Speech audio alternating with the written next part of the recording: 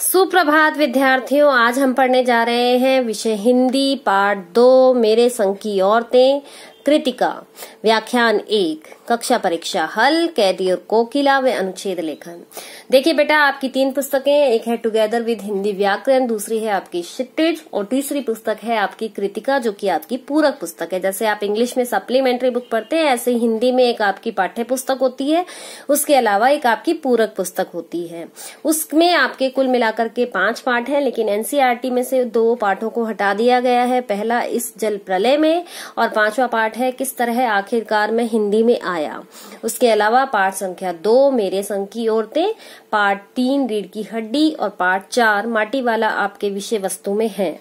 तो उसी में से पहले पाठ यानी मेरे संग की औरतें आज हम पढ़ेंगे। मेरे संग की औरतों से अभिप्राय लेखिका ने अपने आसपास अपने घर में रहने वाली सभी महिलाओं का वर्णन इस पाठ में किया है। तो बढ़ते हैं इस व्याख्यान के आगे। लेखिका परिचय। देखिए, इस पाठ की लेखिका है हमारी मृदुला गर्ग। वो एक ऐसी महिला थी, उन्होंने अपने आसपास की महिलाओं के बारे में क्या लिखा है, इसकी चर्चा आज हम करेंगे। तो पहले उन्हीं के बारे में पढ़ते हैं कि वो एक कैसी महिला थी। हिंदी कथा साहित्य की महत्वपूर्ण लेखिका मृदुला गर्ग का जन्म सन 1938 में कोलकाता में हुआ था। 25 अक्टूबर 1938 को हुआ था उनका बेटा जन्म। उन्होंने दिल्ली विश्वविद्यालय से अर्थशास्त्र में एमए किया। अर्थशास्त्र इकोनॉमिक्स को कहते हैं। वे भारत के विभिन्न राज्यों में रही, यानी कि अलग अलग जगह पर वो जाती रही और अपने लेखन कार्य में आगे बढ़ती रही।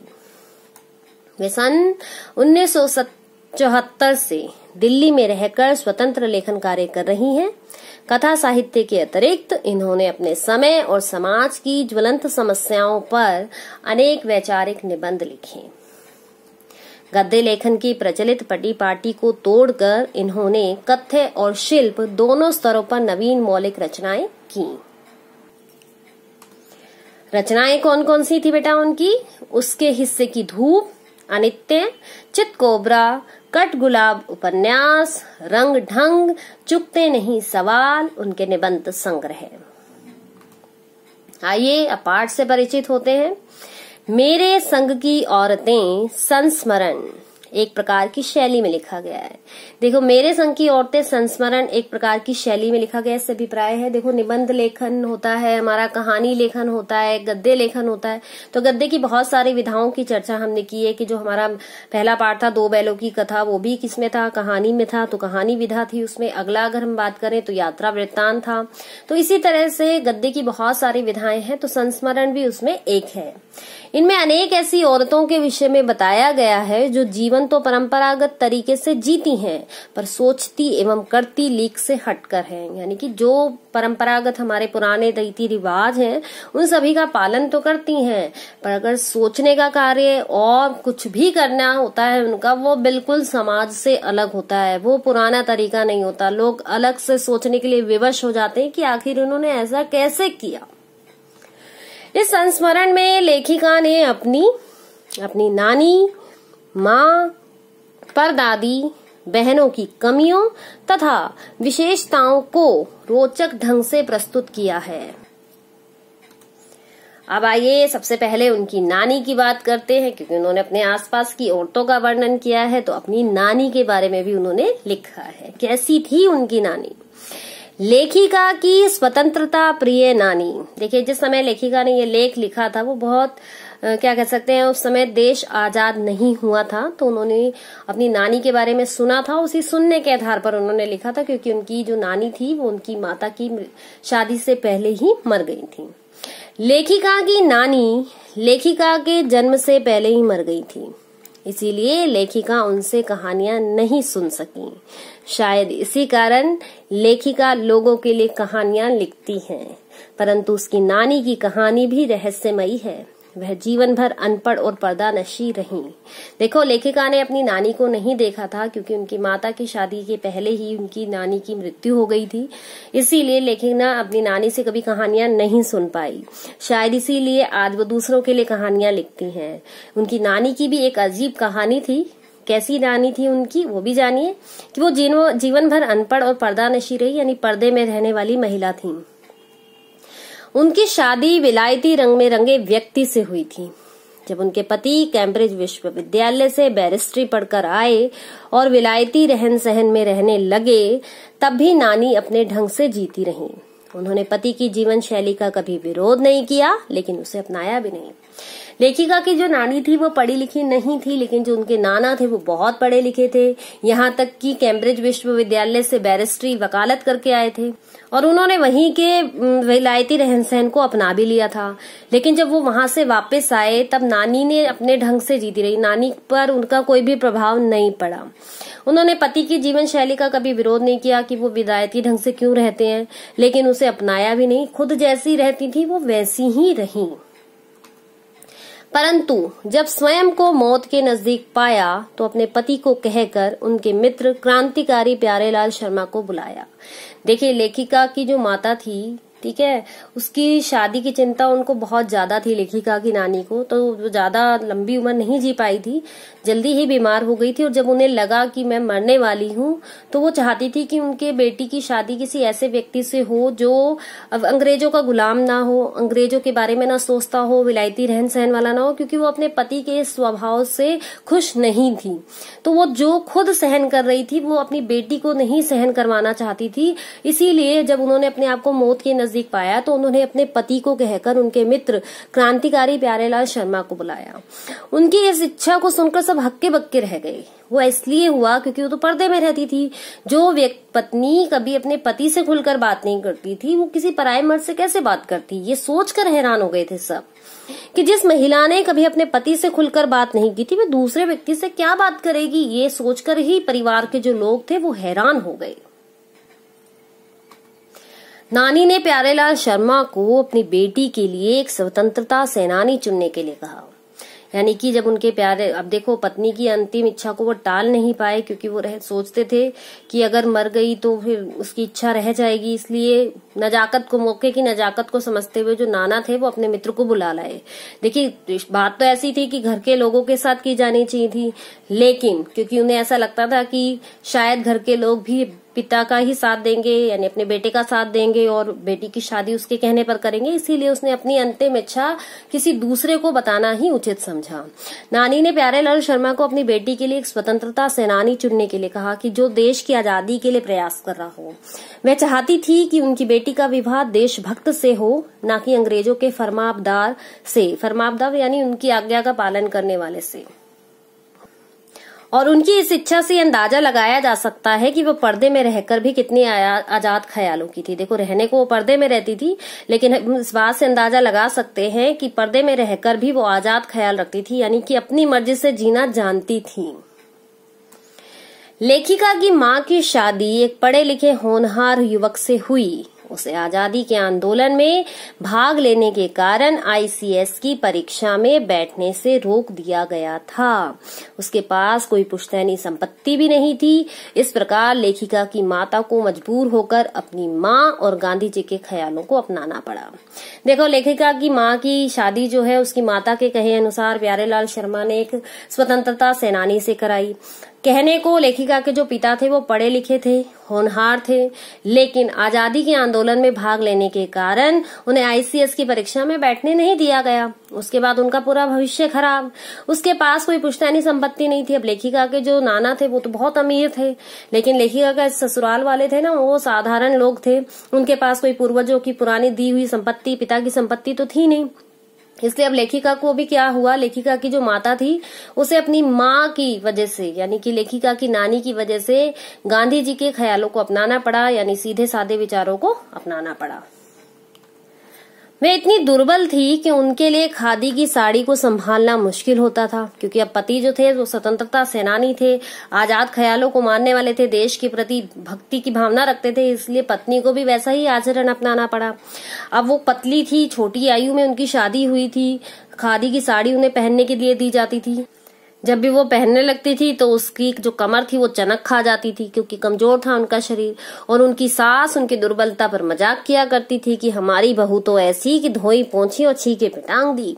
यानी कि उनकी जो सास थी, यानी कि लेखिका की जो दादी थी, वो हमेशा उनकी कमजोरी का मजाक उड़ाया करती थी कि हमारी बहू तो ऐसी है कि जिसे धोया, पोंछा और छीका, यानी सामान रखने का एक वो होता है, स्टैंड सा होता है जिसे धागों से गूंथा जाता है, धागे के उससे बनता है, जूट की रस्सी से बनता है। तो उस पर कोई भी सामान हम लोग रख देते हैं, वो टांगा हुआ होता था। पहले किलियां होती थी दीवारों में, तो उस पर टांग दिया करते थे। तो लेखिका ने अपनी दादी के विषय में बताया कि उनकी दादी उनकी माँ का मजाक बनाया करती थी और ऐसा ही कहती थी कि हमारी बहू तो ऐसी, मतलब कोई काम नहीं करवा सकते आप उससे, क्योंकि वो बहुत कमजोर है, बस वो तो तैयार करके बैठा दो बस देखने के लिए उसे।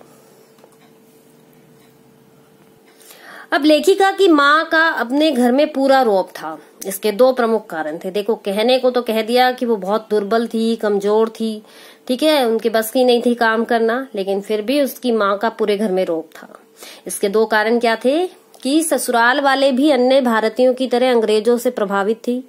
भले ही उनका लड़का खाली जेब क्रांति करता रहे, किंतु घर में दबदबा अंग्रेज भक्त ससुर का चलता था। यानी लेखिका के कारण था घर में रौब का, कि जो ससुराल वाले थे वो अन्य भारतीयों के, जैसे कि लेखिका के नाना के प्रति दूसरे लोग डरते थे, ऐसे ही उसके ससुराल वाले भी भारतीयों की तरह अंग्रेजों से प्रभावित थे, यानी कि उसके नाना से प्रभावित थे।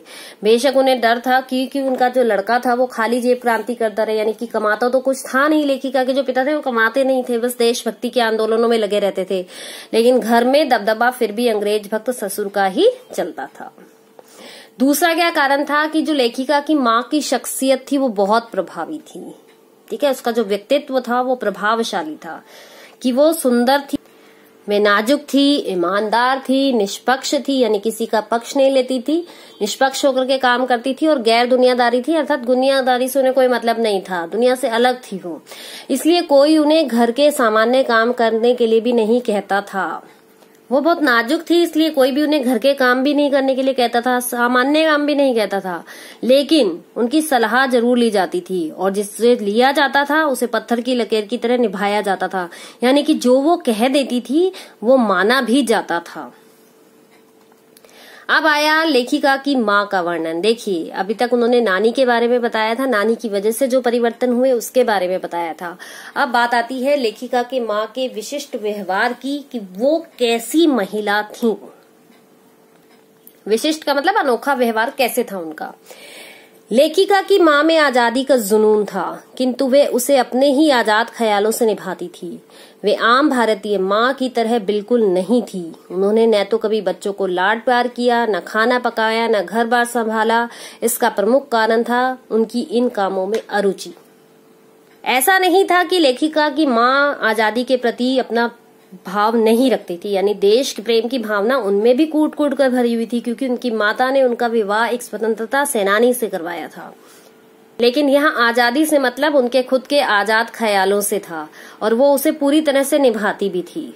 जो भी काम करती थी अपने आजाद ख्यालों से करती थी। वे आम भारतीय माँ की तरह बिल्कुल नहीं थी। साधारण भारतीय माएं जैसे घर में काम करती हैं, बच्चों के पीछे भागती रहती हैं, उनको खाना खिलाती हैं, उनकी लाड प्यार करती हैं, उनकी हर इच्छा को पूरे करने की कोशिश करती हैं।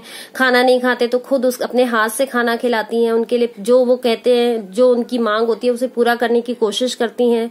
लेकिन लेखिका की माँ ऐसी बिल्कुल भी नहीं थी। ना तो उन्होंने बच्चों को कभी लाड प्यार से प्याला, ना उनके लिए खाना बनाया, न कभी घर बार को संभाला। इसका प्रमुख कारण था उनकी रुचि नहीं थी इसमें, यानी कि उनका कोई इंटरेस्ट नहीं था, इसीलिए वो इन सब चीजों से परे रहती थी। बाकी घर के सब लोगों ने उनके बच्चों को पाला था, बस एक लेखिका की माँ को छोड़कर। दूसरा कारण था उनकी बीमारी। उनका अधिकांश समय किताबें पढ़ने, संगीत सुनने और साहित्य चर्चा में बीतता था। घर का कोई भी काम न करने पर कोई उन्हें कुछ भी नहीं कहता था, सब उनके प्रति श्रद्धा रखते थे। देखो, वो ज्यादा काम नहीं कर सकती थी क्योंकि वो बीमार रहती थी, इसीलिए उनकी अरुचि थी। सारा दिन वो बिस्तर पर लेटी रहती थी, किताबें पढ़ती रहती थी, संगीत सुनती रहती थी, साहित्य चर्चा करती रहती थी, लेकिन घर के काम में कभी भी कोई ध्यान नहीं देती थी। और अगर वो नहीं भी करती थी तो कोई उन्हें कुछ नहीं कहता था। क्यों? इसके भी कारण थे, लेकिन फिर भी उनके प्रति सब श्रद्धा का भाव रखते थे, उनके प्रति आदर का भाव रखते थे। पहला क्या था कि साहबी खानदान का होना, क्योंकि जो उनके पिता थे वो खानदानी साहब से थे, यानी अंग्रेजों के वो थे, माने जाते थे, फरमाबदार थे।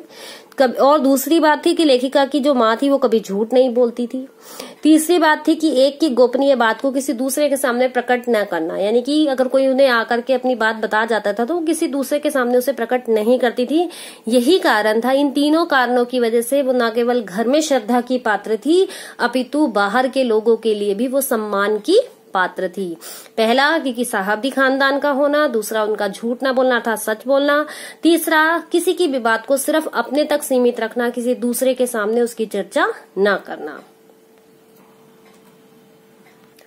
इन कारणों से घर वाले तथा बाहर वाले सब उनका सम्मान करते थे। वो अपने बच्चों की दोस्त थी। हाँ, मातृत्व की कमी को पिता पूरा कर दिया करते थे। देखो, चाहे वो घर वाले, मैंने आपको बताया था कि घर वाले हो या बाहर वाले, सब उनका आदर करते थे उनके इन्हीं बातों की वजह से। देखो, माँ का व्यवहार तो उन्होंने नहीं किया, लेकिन हाँ, वो अपनी बच्चों की दोस्त थी, उनके साथ दोस्तों जैसा व्यवहार करती थी। और जो माता की कमी थी वो पिता पूरा कर दिया करते थे, क्योंकि घर के सभी लोगों ने उन्हें पाला पोसा था, उनके पिता ने उनका पालन पोषण किया था। तो जो माता की कमी थी, माता के लाड प्यार की जो कमी थी, वो पिता ने पूरी कर दी थी। अब आते हैं निजता को प्रोत्साहन, यानी घर के लोगों को सभी को अपना निजत्व बनाए रखने की छूट थी, चाहे वो बेटियां हो या बेटा हो। घर के सभी लोग अपनी मर्जी से काम करते थे। ये लेखिका के घर के लोगों की बात हो रही है। लेखिका के परिवार में सभी को अपना निजत्व बनाए रखने की पूरी छूट थी। किसी एक की चिट्ठी आती तो कोई दूसरा उससे ये नहीं पूछता कि चिट्ठी में क्या लिखा है। इसी छूट के चलते लेखिका और उसके 3 भाई बहन लेखन को समर्पित हो गए। देखो, लेखिका के परिवार में जो दादी के घर का माहौल था वो बहुत कह सकते हैं खुला था, आजाद ख्यालों वाला था। हर किसी को अपना निजत्व बनाए रखने की पूरी छूट थी, अपनी मर्जी से काम कर सकता था। अगर किसी व्यक्ति के घर में चिट्ठी आती थी तो कोई उससे ये नहीं पूछ सकता था कि तुम्हारी चिट्ठी में क्या लिखा है, यानी कि जो जिसका है वो उसी तक सीमित रहेगा। और इसी छूट के चलते कि इनकी किसी को कोई कुछ कहता नहीं था। सभी लेखिका के जो बहन भाई थे, लेखिका की 5 बहनें थी, लेखिका कुल मिलाकर 5 बहनें थी और एक उनका भाई था। तो उनमें से 3 भाई बहन, यानी कि 3 बहनें और 1 भाई लेखन को समर्पित हो गए थे, क्योंकि किसी ने किसी को रोका टोका नहीं कि तुम क्या बनने वाले हो और क्या करने वाले हो। इससे किसी का कोई मतलब नहीं था। अब आती है लेखिका की परदादी का रहस्य। देखो, लेखिका के परिवार की औरतें कम नहीं थी। देखो, लेखिका की परदादी भी लीक से परे चलने वाली औरत थी। लीक से हटकर चलने की बात होती है कि आप एक परंपरागत तरीके से कार्य कर रहे हो, लेकिन उससे अलग होकर के काम करना। लेखिका की परदादी भी लीक से परे हटकर चलने वाली महिलाओं में थी। उसने मंदिर जाकर मन्नत मांगी थी कि उनकी पतोहू का पहला बच्चा लड़का ना होकर लड़की हो। देखो, ज्यादातर लोग जो होते हैं, अगर घर में किसी के यहाँ संतान होने वाली होती है तो सब चाहते हैं कि उनकी पहली जो संतान है वो लड़का हो। लेकिन लेखिका की जो दादी थी, परदादी थी, वो लीक से हटकर चलने वाली महिला थी, इसीलिए उसने ये मन्नत न मांग कर कि घर में लड़का हो, उन्होंने मन्नत मांगी कि घर में पहला बच्चा लड़की हो। यानी लेखिका की जो माँ थी वो उनकी पतोहू थी, यानी पोते की बहू थी। तो उन्होंने अपने इस मन्नत की भरे समाज में घोषणा भी कर दी थी, यानी कि इस मन्नत को छिपाया नहीं था कि मैंने लड़के होने की बजाय लड़की होने की मन्नत मांगी है। पूरे समाज में उन्होंने इस चीज की घोषणा कर दी थी कि मैंने तो लड़की की मन्नत मांगी है। इसका कोई कारण किसी को समझ में नहीं आया। ऐसा नहीं था कि लेखिका के घर में कोई लड़की नहीं थी पहले, इसलिए उनकी परदादी ने ऐसी मन्नत मांगी होगी। लेकिन परदादी क्या सोचती थी ये किसी को भी नहीं पता था। दादी ने अपनी इस मन्नत का रहस्य किसी को नहीं बताया। उनकी यह मन्नत आज भी मन्नत बनकर रह गई है, यानी कि बेशक घोषणा कर दी थी, लेकिन उस मन्नत के पीछे रहस्य क्या था ये आज भी मन्नत ही है, यानी कि बनकर रह गई है, लेकिन किसी को पता नहीं। हाँ, ये हो सकता है कि वो नारी जाति का सम्मान करती थी, इसीलिए उन्होंने ऐसी मन्नत मांगी। दूसरी बात की परदादी के बारे में यह भी प्रसिद्ध है कि उनकी मन्नत का इतना असर हुआ कि उनके घर में एक के बाद एक करके 5 बेटियां पैदा हुई। भगवान भी खुश हो गए उनसे। जैसे ही उन्होंने मन्नत मांगी होगी, घंटी बजाई होगी, भगवान ने भी कहा होगा तथास्तु। इसीलिए लेखिका के घर में एक के बाद एक करके 5 बेटियां लगातार पैदा हुई, अर्थात भगवान उनकी मन्नत से खुश हो गए और एक एक करके उन्होंने 5 कन्याएं धरती पर उतार दी। अब आए चोर का हृदय प्रतिबंध, क्योंकि जो लेखिका की परदादी थी उसके जीवन से जुड़ा हुआ जो बात है वो रहस्य से भरी हुई है। तो एक तो ये थी कि उन्होंने मन्नत मांगी और दूसरा ये कि उनकी वजह से चोर का हृदय परिवर्तन हुआ। लेखिका की परदादी का इतना प्रभाव था कि एक चोर भी खेती करने लगा। एक रात घर के सारे मर्द बारात में चले गए, सारी औरतें सज-धज कर जगह मना रही थी। नाच गाने और ढोलक के शोर में एक चोर घुसा गया, संयोग से उस कमरे में सो गया जहां शोर से बचने के लिए परदादी सोई हुई थी। देखो, परदादी का इतना प्रभाव था कि उसने चोर के हृदय को भी परिवर्तित कर दिया। जब एक किसी दिन शादी थी किसी के घर में, तो सारे लोग बारात में चले गए, जो मर्द थे, और जो औरतें थी वो रात को जाग करके कीर्तन इत्यादि कर रही थी। अब जो परदादी थी वो इस शोर से बचने के लिए कमरे में जाकर सो गई और उसी रात चोर भी घर में घुस आया। अब वो चोर उस घर में कमरे में चला गया जहां दादी सोई हुई थी। चोर की आहट से दादी की नींद खुल गई। दादी ने पूछा, कौन? चोर बोला, जी मैं चोर। दादी ने कहा, पानी पिला। ये कहकर दादी ने खाली लोटा पकड़ा दिया और कुएं से पानी भरने को कहा, पर देख कपड़ा कस कर बांधे रखियो और तरीके से छानियो। यह सुनकर चोर घबरा गया। देखो, चोर खुद ही बोल रहा है कि मैं चोर हूँ और दादी भी कह रही है कि पानी पिलाओ। ये दादी ने जैसे ही कहा, चोर ने भी डर के मारे वो लोटा पकड़ लिया और उसको कहा कि पानी छान के लाइयो। आगे देखो, उसने सोचा कि अब मैं पकड़ा जाऊंगा, क्योंकि अगर कोई भी उसे देख लेता तो वो तो पकड़ा जाएगा। ये सोच के उसने कहा कि अब तो मैं पकड़ा जाऊंगा। दादी ने कहा कि जल्दी पानी ला। चोर ने कहा कि पर मैं तो चोर हूँ, क्या आप मेरे हाथ का पी लोगी? माँ ने कहा, यानी दादी माँ ने कहा कि तेरे और भगवान के सिवा धरा कौन है जो पिलाएगा? यानी कि उसने कहा कि तुम्हारे सिवा यहाँ है कौन जो मुझे तुम्हारे अलावा पानी पिलाएगा? या तो तुम हो या मैं हूँ, भगवान तो आएगा नहीं यहाँ पर। चोर ऐसा अगबकाया कि पानी भरने चल दिया। वह पकड़ा गया। तब से उसने चोरी छोड़कर खेती का धंधा अपना लिया। वहां पर जो पहरेदार था उसने उसे पकड़ लिया।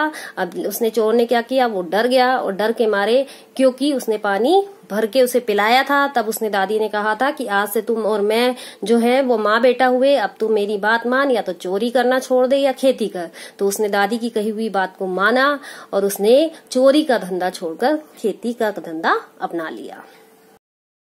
तो अब कठिन शब्दों की तरफ बढ़ते हैं। जाहिर, जाहिर का अर्थ होता है स्पष्ट। पारंपरिक, पारंपरिक का अर्थ होता है परंपरा से चली आ रही। पर्दानशी यानी पर्दा करने वाली स्त्री। बैरिस्ट्री यानी कानून की पढ़ाई। विलायत यानी विदेश। इकलौती यानी अकेली। स्वतंत्रता सेनानी अर्थात आजादी की लड़ाई लड़ने वाला सैनिक। फरमाबदार यानी आज्ञाकारी। जुनून यानी पागलपन। होनहार, जिसका भविष्य उज्जवल हो। पुश्तैनी, माँ बाप से प्राप्त, ठीक है, जो भी धन संपत्ति होती है। ख्वाहिश, इच्छा। शख्सियत, व्यक्तित्व। पत्थर की लकीर, अटल काम। परवरिश, देखभाल। अरुचि, रुचि न होना। गोपनीय, छिपाने योग्य। वाजिब, उचित। रत जगा, रात को जागकर उत्सव मनाना जो वो महिलाएं कर रही थी जब पुरुष बारात में गए थे। अकबकाया यानी घबराया।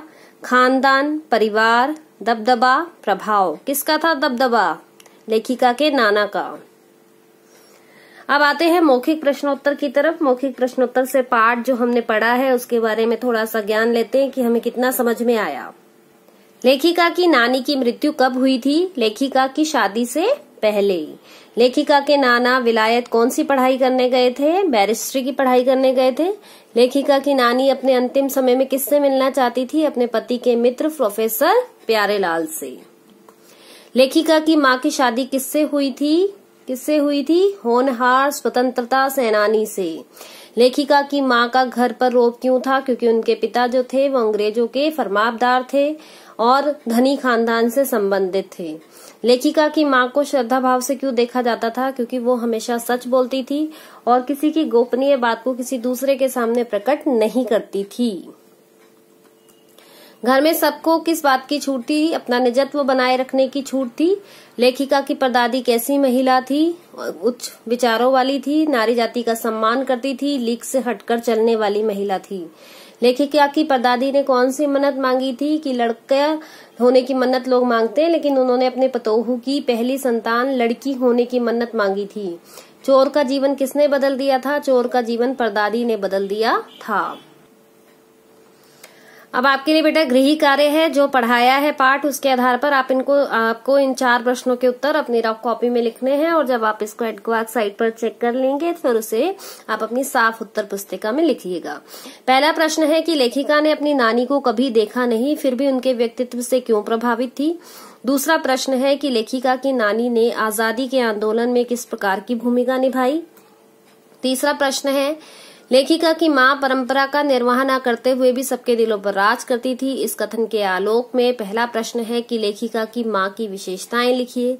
दूसरा है लेखिका की दादी के घर के माहौल का शब्द चित्र अंकित कीजिए। चौथा प्रश्न है कि आप अपनी कल्पना से लिखिए कि परदादी ने पतोहू के लिए पहले बच्चे के रूप में पैदा होने की मन्नत क्यों मांगी। एक बार दोबारा सुनिए कि आप अपनी कल्पना से लिखिए कि परदादी ने पतोहू के लिए पहले बच्चे के रूप में लड़की पैदा होने की मन्नत क्यों मांगी। अब आपकी कल की कक्षा परीक्षा के हल के विषय में चर्चा कर लेते हैं। पहला प्रश्न था, कैदी और कोकिला कविता के कवि का नाम है कबीर, ललदियत, माखनलाल चतुर्वेदी या महादेवी। उत्तर है माखनलाल चतुर्वेदी। दूसरा प्रश्न था कि किसके व्रत की बात की गई है, रोहन के, कवि के, मोहन के या सोहन के। मोहन यानी महात्मा गांधी की। कोयल किस मौसम में कूकती है, शरद ऋतु में, वसंत में, हेमंत में या वर्षा ऋतु में। वसंत ऋतु में। आपको एक श्लोक भी बोला था ना मैंने शुरू में कि वसंत समय प्राप्ते काके काके है पिके पिके है। कवि जेल में किसके साथ बंद था, चोरों के साथ था, मछुआरों के, माता पिता के, अपने भाई के। चोरों के साथ था, चोरों डाकू लुटेरों के घेरे में। कोलू किसके द्वारा खिंचवाया जाता था, बैलों द्वारा, कवि द्वारा, गायों द्वारा या हाथियों द्वारा। कवि के द्वारा कि कोलू खिंचवाया जाता था ना पेट पर मोटी रस्सी बांधकर। और कवि और कोयल दोनों में क्या समानता है कि दोनों आजाद हैं, नहीं। दोनों अपनी मर्जी से घूम फिर सकते हैं, नहीं। दोनों देश की आजादी के लिए प्रयास कर रहे हैं, हाँ। दोनों ने गीतों की वाहवाही होती है, नहीं। तीसरा उत्तर है कि दोनों देश की आजादी के लिए प्रयास कर रहे हैं। जंजीरों को क्या कहा गया है, क्या देख न सकती जंजीरों का गहना, गहना कहा गया है। वेदना बोझ वाली सी में कौन सा अलंकार है, देखो मैंने बताया था आपको, सा से सी जहां पर भी होता है वहां उपमा अलंकार होता है, तो उत्तर है उपमा। कविता में कौन सी भाषा का प्रयोग किया गया है, सीधी सादी सरल भाषा, खड़ी बोली का प्रयोग किया गया है। संकट सागर में कौन सा अलंकार है, देखो यहाँ पर अनुप्रास नहीं है क्योंकि मैंने यहाँ पर आपको कोई ऐसा विकल्प नहीं दिया है, तो आपको संकट रूपी सागर के हिसाब से रूपक अलंकार इसमें सही उत्तर है। कृति से और कहो क्या कर दूं में कौन सा अलंकार है, कै वर्ण की आवृत्ति होने की वजह से अनुप्रास अलंकार का प्रयोग है, यानी दूसरा उत्तर है भाग अनुप्रास। अनुच्छेद में शब्द सीमा होती है बेटा 100 से 150 शब्द। कोयल किसकी रक्षा करने वाली है, मृदुल वैभव की रखवाली सी। कोकिल बोलो तो मृदुल वैभव की रक्षा करने वाली है। कविता में किस शैली का प्रयोग हुआ है, संवाद शैली का प्रयोग हुआ है। बावली का अर्थ क्या है, पागल। पागल और बयाली का क्या अर्थ होता है, देख न सकती जंजीरों का कहने के बाद जो हमने अगली पंक्ति पढ़ी थी जिसमें हमने सांप के समान बात की थी, मछली, छिपकली, नागिन या तितली, नागिन। ठीक है। पहरे की हुंकृति बयाली, यानी कि पहरेदार की जो आवाज थी वो सांप पे नागिन के समान डसने के समान थी। अनुच्छेद की शैली कौन सी नहीं है, देखो विचारात्मक होती है, व्यंग्यात्मक होती है, व्यास भी होती है, लेकिन प्रश्न शैली नहीं होती। अनुच्छेद का संधि विच्छेद क्या होगा बेटा, पहला ही उत्तर है अनुजमा में छेद। आपने अगर नियम पढ़े हो व्यंजन संधि के, तो अगर किसी भी स्वर के बाद अगर च छ छ आ जाए तो उसमें तुक का आगम हो जाता है, बन जाता है अनुच्छेद। ठीक है। अगला है कि वेदना का अर्थ क्या है, सुख, पीड़ा, अनुभूति या हार्दिक संवेदना। देखो इसका अर्थ होता है पीड़ा। अनुच्छेद लिखते समय किन बातों से बचना चाहिए, पहला है कि क ख घ व सभी उत्तर सही है। फिर आता है कि पुनरावृत्ति से बचना चाहिए, हाँ बचना चाहिए। वर्तनीय शुद्धता से बचना चाहिए, हाँ शैली व पद्धति से बचना चाहिए, तीनों ही उत्तर सही है, यानी ख ग व घ सभी उत्तर सही हैं। हिमकर का क्या अर्थ होता है, देखो हिमकर कर चला रात भी काली। हिमकर अर्थात चंद्रमा, किरणें, ठंडी किरणें देने वाला। अनुच्छेद में क्या नहीं लिखा जाता, परिचय, प्रधान, उपसंहार। उपसंहार नहीं लिखा जाता। कोयल का रंग कैसा है, नीला, स्लेटी, काला या हरा। कोयल कैसी होती है, काली। कोयल का समानार्थी शब्द क्या है, काक, चिड़िया, पिक या गोरैया। देखो मैंने आपको श्लोक में समझाया था, काके है कृष्ण है, पिक है कृष्ण है, तो पिक का अर्थ होता है कोयल, काके मैंने कौआ। और दावानल का अर्थ है दाव और अनल, जंगल की आग या दाव लगना या आग लगना, तो यहाँ पर है जंगल की आग। देखिए सबके उत्तर आप उसमें मिलान कर सकते हैं। एडक्वार्क साइट पे आपके पास आपका इसका जो सही उत्तर है उसका आपको वहां पर होमवर्क सॉल्यूशन में मिल जाएगा। तो सभी आप अपने उत्तरों की जांच कीजिएगा, उसके बाद अपने अंकों का मिलान कीजिए कि आपने 25 में से कितने अंक प्राप्त किए। अब हम मिलेंगे अगले व्याख्यान में। धन्यवाद।